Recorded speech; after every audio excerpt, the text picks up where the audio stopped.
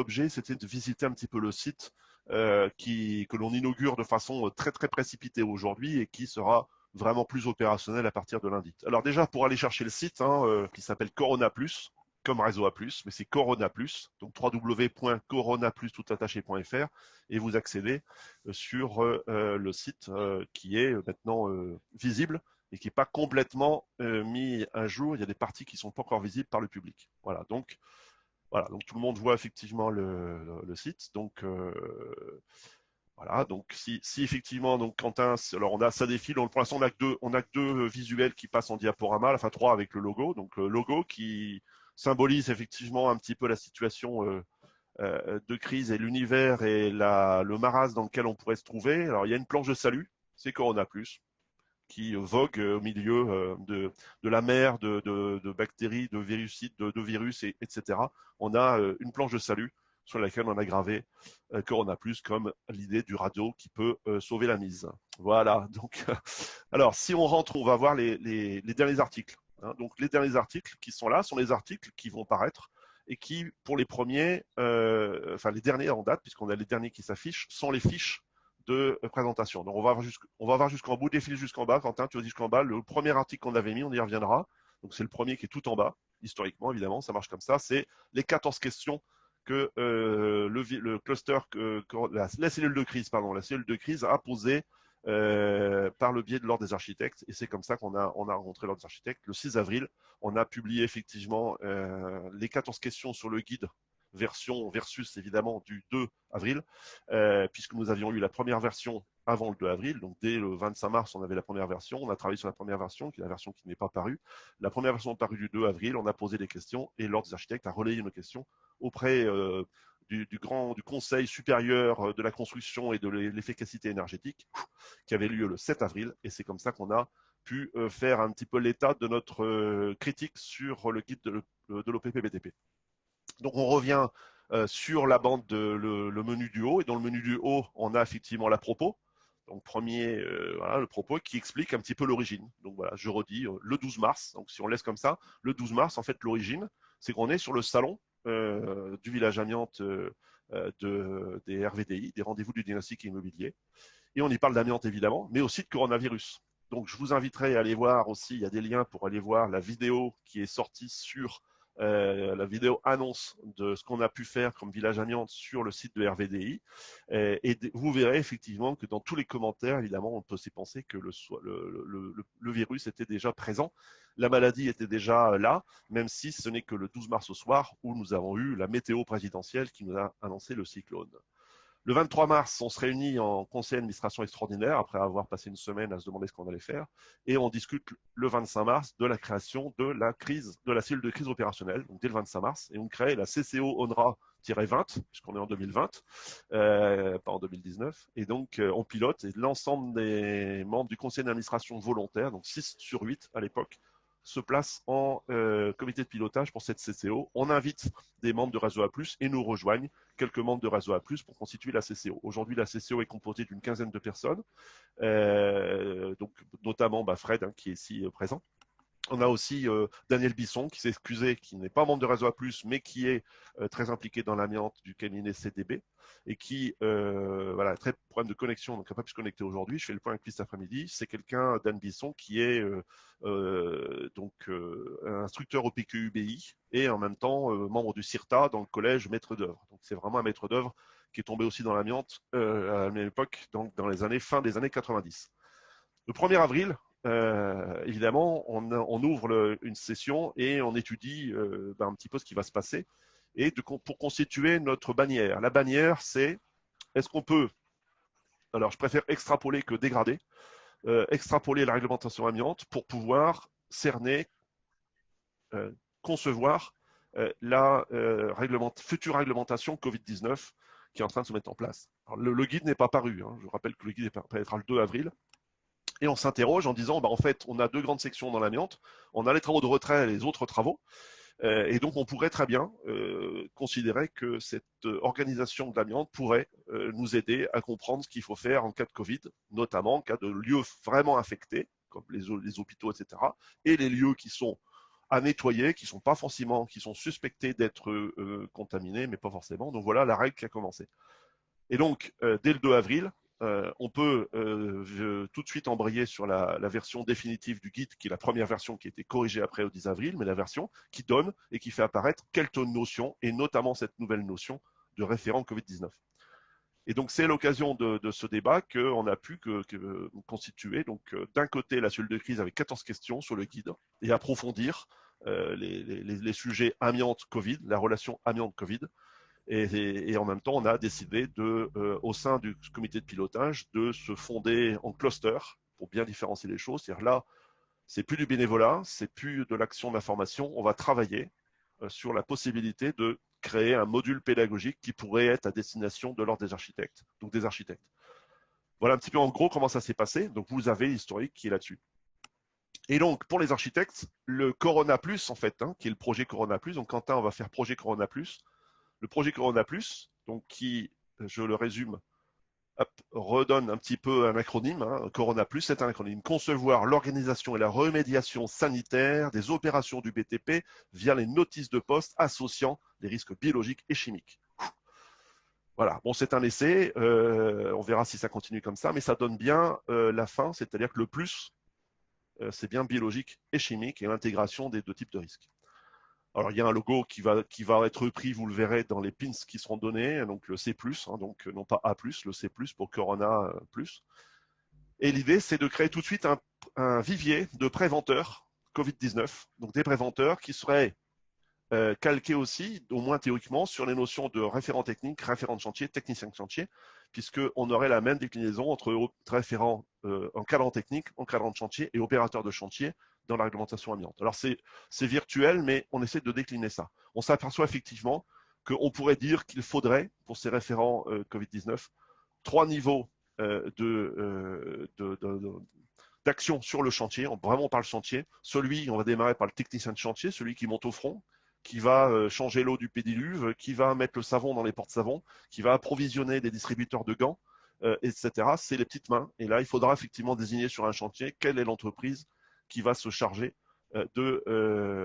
d'agir et de mettre en place, vraiment de mettre en œuvre les dispositifs de sécurité sanitaire. Le référent de chantier, ça apparaît dans le guide de l'OPBBTP. Eh ben, c'est celui qui est le référent du chantier. C'est marqué comme ça. On ne sait pas trop encore ce que c'est. L'OPBBTP a défini, du point de vue de l'entreprise, qu'est-ce que serait le référent de chantier désigné par l'entreprise, une entreprise, et on termine par le référent technique, qui est celui qui va donc piloter et valider l'ensemble du dispositif, et qui est même peut-être à l'origine du dispositif général du chantier, donc de toutes les entreprises, et là, ça nous apparaît plus le rôle de l'assistant maître d'ouvrage. On a donc, en extrapolant, vérifié effectivement quelles seraient les missions, avant que ça apparaisse dans le guide de l'OPBTP, quelles seraient les missions. Donc on a défini un certain nombre de choses. On va passer assez vite, vous pourrez bien sûr y reprendre un petit peu du temps, puisque c'est sur le site. Commercialement, on a essayé de définir 3 niveaux pour pouvoir compléter et mettre en œuvre ce vivier de préventeurs. Premier temps, effectivement, il faut pouvoir avoir une dizaine de volontaires pour pouvoir s'y coller. Donc, on est en train de constituer ce vivier à partir et c'est l'objet un petit peu de cette inauguration aussi, c'est faire des appels à ceux qui pourraient être volontaires pour devenir et rentrer dans le vivier des référents Corona, des préventeurs Corona+, à quelque niveau que ce soit de ce qu'on a défini par au-dessus. Donc, on a lancé ça. Et en parallèle est venu se greffer, dans ce qu'on avait annoncé à partir d'avril, est greffé la mission Coranarchie, donc faire un module spécifique de formation pour les archis. Je continue le deuxième temps. Effectivement, le deuxième temps, si on y va et on arrive au bout, ce serait de proposer que ce que l'on a mis en place devienne en fait une trame universelle. Puisque nous avons réfléchi à tout ça, nous proposons effectivement que ça puisse devenir une trame universelle, tout le monde puisse s'en emparer pour que les rôles soient bien respectés partout. Et le troisième temps, alors là, l'expérimentation, évidemment, est-ce qu'on va pouvoir l'instituer dans le code du travail, dans une normalisation, en fonction des modifications majeures qui sont en train de se mettre en place et des rôles de chacun qui sont en train de s'approprier la notion de risque sanitaire et de mise en place de risques sanitaires sur les chantiers. Donc, je passe très vite là-dessus, vous pourrez y revenir. Donc, on va passer alors directement au projet, à ce moment-là, Coronarchie. On verra sur les outils après, Coronarchie. Alors là, vous avez accès en public à la présentation du projet. Vous n'avez pas accès, on le verra, à le CLOM, puisque le CLOM, c'est pour l'instant encore la version que des architectes, donc qui est vous. Si on clique dessus, on ne trouve pas la page, c'est normal. Alors, donc, par exemple, le CLOM, oui, donc là, vous avez le droit, là, c'est une grande première, puisque comme Quentin est connecté, vous avez le droit, en fait, à ce que tous les fondateurs pourraient voir en étant abonnés. Donc, vous avez la chance de le voir. Voilà un petit peu le titre, donc on peut défiler la page. C'est le projet des architectes qui est paru sur le site des architectes. Et donc, on va voir simplement les vidéos. Voilà, on voit les vidéos qui sont aujourd'hui en ligne pour les architectes, exclusivement pour les architectes. Et on a comme ça 8 vidéos qui sont le corpus pédagogique destiné aux architectes. Alors, on va le reprendre en marche arrière. Laisse sur désinfection qui est le dernier. On va laisser sur désinfection pour montrer un petit peu qui est travaille dans le cluster. Donc, vous voyez, c'est des vidéos qui sont financées par le ministère de la Culture pour l'ordre des architectes et pour les architectes. Donc, chapitre 8, qui est le dernier, c'est du nettoyage à la désinfection. Et ça, c'est celui qui est vraiment piloté par Yasminka Marcourt-Ursa. L'avant-dernier, le chapitre 7, et pour l'amiante, ça c'est piloté par Mélanie Loridan, donc qui intervient sur la spécificité dans les chantiers amiante, ce que n'aborde absolument pas évidemment le guide l'OPPBTP, la spécificité de l'amiante et la relation entre amiante et coronavirus. Le chapitre 6, juridique, on va tous les passer. Le juridique, on continue, on descend. Les risques juridiques, voilà, la traçabilité, le contrôle de la traçabilité, les équipements de protection individuelle, les moyens de protection collective, les risques d'exposition, les situations de risque d'exposition et le virus. Qu'est-ce que c'est que le fameux virus? Ça, c'est 6 vidéos qui sont produites par CEFAS, donc Jean-Michel Chapelot, qui nous a fait donc un gros morceau. Et vous voyez d'ailleurs le nom des membres du cluster qui apparaissent ici. Donc Luc Baillet, Jean-Michel Chapelot, Erwan, Pascal Goubet, Mélanie Loridan et Yasmika Marcourt-Ursa. Donc les 6 membres co-auteurs sont co-auteurs d'une œuvre collective qui est mise à disposition et vendue par le GIE Village Amiante à l'ordre des architectes, financé par le ministère de la Culture. Voilà comment ça s'organise. Donc le CLOM, c'est pour l'instant sur le site de l'ordre. Mais ça pourrait être, et on en discutera après entre nous, ça pourrait être la base commune de notre culture commune en tant que membre du Corona Plus. Donc je reviens sur présentation du projet. Donc présentation du projet, ça par contre vous l'avez en public, donc vous pourrez effectivement aller le voir. Voilà. Donc ça explique un petit peu ce que j'ai déjà dit, hein, la démarche Coronarchie qui a été validée. Alors il s'appelle pas comme ça officiellement publiquement, mais c'est le nom de passe, le mot de passe et le nom de code qu'on a choisi pour l'ordre des architectes. Et donc par contre on va s'intéresser quand même sur des choses intéressantes. Donc le code du travail, donc juste les chantiers hors champ, donc tu descends un petit peu. Voilà les 3 niveaux qu'on a proposés à l'ordre des architectes pour extrapoler sur les chantiers amiantes. Et ça, c'est le fondement même de notre base de travail. Alors, le chantier hors champ, c'est celui qui n'est pas concerné par l'amiante. Donc, on appelle ça des chantiers insusceptibles de provoquer la libération des fibres d'amiante en cas de choc, vibration, mouvement d'air. C'est tous ceux qui ne sont pas concernés par la réglementation amiante dans le code du travail. Après, on a ceux qui sont concernés, donc tous les chantiers sont concernés, à minima, ils sont concernés par la sous-section 4, quand on fait des interventions sur les matériaux, équipements, etc. Ça, vous le savez très bien. Et bien sûr, on va avoir parmi les interventions, là, quand on va devoir retirer ou encapsuler, on est en sous-section 3. Ça, on ne va pas s'attarder là-dessus, vous connaissez tous ce schéma. Mais on a tenu à faire effectivement hors champ, sous-section 4, sous-section 3. Pourquoi? Parce qu'on va arriver à une définition de chantier. Alors, on le voit aujourd'hui dans les territoires qui vont être rouges ou verts dans la grande carte de France, ceux qui vont pouvoir chanter et déchanter. Descends un petit peu, Quentin. Donc, le projet Coronarchie propose, et ça c'est acté pour l'instant sur le fond, de définir 3 niveaux de chantier. Le niveau à risque faible, à risque moyen et à risque fort. Et donc, si on définit les risques faibles, ce serait ceux qui seraient hors champ de notre protocole, ça veut dire ceux qui respectent uniquement les préconisations de l'OPPBTP. C'est un chantier qui doivent respecter les préconisations de l'OPPBTP, mais qui sont pour nous considérés à risque faible. On n'a pas dit sans risque, hein, à risque faible. Risque moyen, on va prendre risque fort tout de suite, c'est ceux qui ne peuvent pas réouvrir. Le risque fort, c'est celui qui ne peut vraiment pas réouvrir la position de l'ordre. On n'ouvre pas de chantier à risque. Donc voilà, on va rajouter, on n'ouvre pas de chantier à risque fort.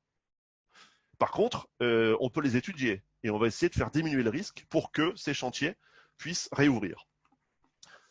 Donc, je vois que je suis un petit peu sous-exposé. Hop, je vais remettre un petit peu de lumière. Donc, le chantier moyen, c'est celui qui peut ouvrir, qui est à risque plus que faible et qui peut réouvrir. Et cela, par contre, vont faire l'objet d'un plan particulier où on va définir un consensus. Le consensus réuni par le référent Covid du maître d'ouvrage qui va autour de la table avec tous les intervenants décider qu'on peut réouvrir le chantier, puisque c'est bien le maître d'ouvrage qui réouvre le chantier. Et on a un plan particulier et on verra ce que ça veut dire que le plan particulier. Voilà les 3 niveaux qu'on va proposer à l'ordre des architectes et ce qu'ils devraient mettre en place normalement à partir du 11 mai. Comment évaluer un chantier faible, moyen ou fort. Alors les chantiers sans, alors ça c'est en public, hein, vous pouvez bien sûr le citer. Les chantiers, le terme que l'on a proposé, enfin la bannière, pas tout à fait celle de l'ordre des architectes, mais ils y arrivent. C'est des chantiers sans aucun risque, ni biologique ni chimique, et on insiste sur les deux ni pour pas oublier le risque chimique qui est à la fin. Et donc on a créé, ils nous ont demandé ce qu'on appelle parmi certains un MOOC. Et ben nous on a fait la traduction, ça s'appelle un CLOM. Donc un cours en ligne ouvert et massif, donc un CLOM, qui s'appelle Coronarchie, mais il est créé, et le site de l'ordre le revendique comme ça, créé par le cluster Corona+.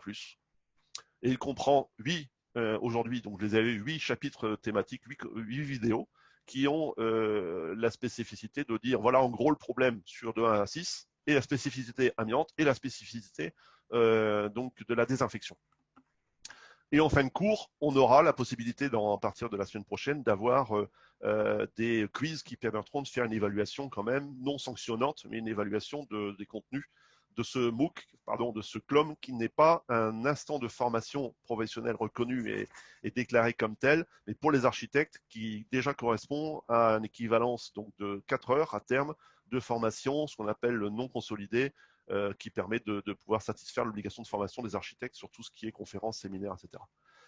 Donc voilà, donc on a une rubrique qui est celle-là, hein, donc la rubrique Coronarchie qu'on a fait, et les membres du cluster, on le remet là, effectivement, qui sont les 6 personnes, 6 membres qui sont présents aujourd'hui, dont sauf Erwan, je ne pense pas qu'il nous a rejoint. On va passer maintenant sur les liens. Donc, vous avez aussi déjà une liste de liens qui sont ceux proposés par l'ordre des architectes sur le site de l'ordre des architectes. Donc en privé, là, que nous avons mis en public. Et les liens, c'est des liens que vous connaissez quasiment tous, qui seront alimentés par contre par d'autres types de liens vers des pages qui concernent moins spécifiquement la maîtrise d'œuvre, et qui vont peut-être concerner plus les entreprises ou aussi les travailleurs salariés, puisqu'on a aussi des liens vers la section de prise de position de syndicats, par exemple, hein, qui sont en ce moment forts sur le charbon, comme on dit, puisque le 1er mai, c'est quand même la fête des travailleurs, pas la fête du travail. Donc voilà, quelques liens qui sont assez connus. Peut-être un lien que vous ne connaissiez pas, c'est la fédération des entreprises de propreté, la FEP, avec qui on travaille effectivement, et qui donne un avis, qui a fait un guide spécifique sur les travaux de maintenance, de nettoyage et d'entretien. Voilà, le site aussi de Suzanne Déhou, qui est conseillère auprès de l'ordre sur tout ce qui est santé et bâtiment, donc qui a fait un post sur le renouvellement d'air. Voilà. Donc on a quelques bureaux d'études qui seront cités comme étant ceux, en tout cas pour l'ordre, qui sont cités comme ceux partenaires de l'ordre. Et on pourra nous en rajouter sur le site. On va terminer par la dernière chose qui est le tableau des préventeurs Corona+. Alors pourquoi, voilà, donc on laisse comme ça pour l'instant. Pourquoi préventeur Corona+? Parce que pour pas qu'il y ait de confusion, on n'est pas référent Corona+, on est préventeur Corona+, avec 3 fonctions différentes qu'on a identifiées. On est soit conseiller, soit référent Covid-19, soit sapiteur. Et là, on marque Covid-19. Donc, c'est l'ensemble, les préventeurs sont l'ensemble, en fait, de toutes les sortes, les situations de travail qui peuvent se décliner autour de cette notion de Covid-19. On va prendre donc la notion de conseiller. Donc, on clique sur c'est une catégorie. Donc, elle va s'afficher. On va voir effectivement la définition de la catégorie des conseillers. Et pour l'instant, alors il n'y a que 3 fiches, on verra pour essayer. Donc, ce qui est intéressant, c'est bien sûr le titre principal, donc préventeur professionnel, qui peut conseiller et orienter les choix stratégiques et logistiques des acteurs intervenants dans le chantier de construction. On s'est aperçu qu'il y avait, et là par exemple, c'est Mélanie qui pourra nous donner un petit mot sur ce que c'est, et Pascal, qui sont à ce titre-là 2 conseillers qui peuvent porter conseil parce qu'ils sont assurés pour ce type de mission à des maîtres d'ouvrage, des entreprises, des propriétaires, voilà, ou d'autres d'ailleurs, hein, ça pourrait être des syndicats aussi ou des CSE, hein, qui pourraient conseiller des CSE sur la mise en place des dispositifs et qui sont donc surtout assurés pour ce type de mission.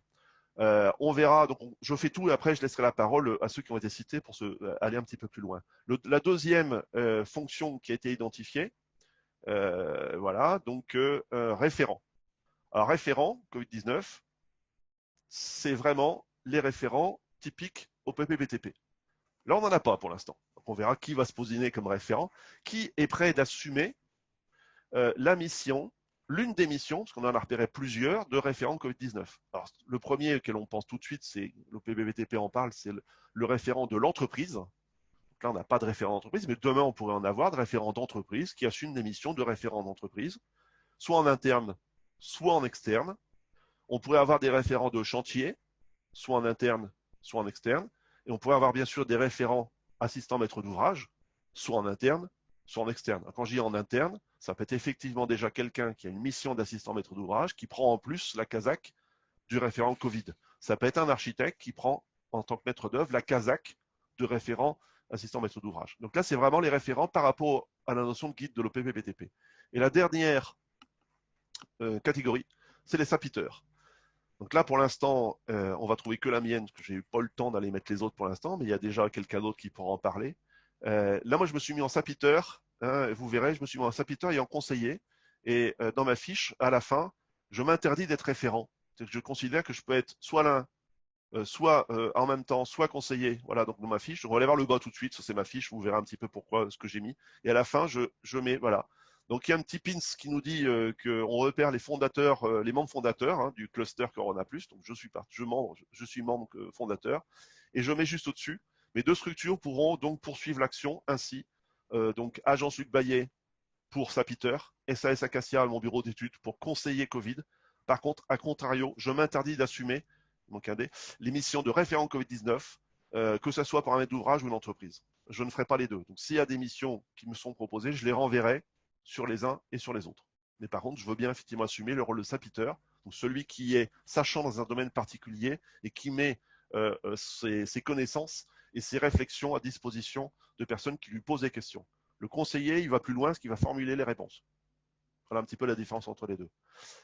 Voilà, je pense que j'ai terminé. Alors vite fait quand même pour montrer, mais comme c'est pas actif, hein, on verra ce que ça donne le FAQ quand même, puisqu'on va, comme là, Quentin est logué, donc la FAQ, on va faire une FAQ, qui est une FAQ qui va se développer. Alors vous pouvez voir celle-là, hein, donc qu'est-ce que c'est le coronavirus, c'est très vite, ce sera une FAQ qui permettra d'alimenter nos positions et qui pourrait être modifiée. Et cette foire aux questions, bien sûr, donne des réponses et elle sera issue de nos débats qui vont avoir lieu sur le Coroforum.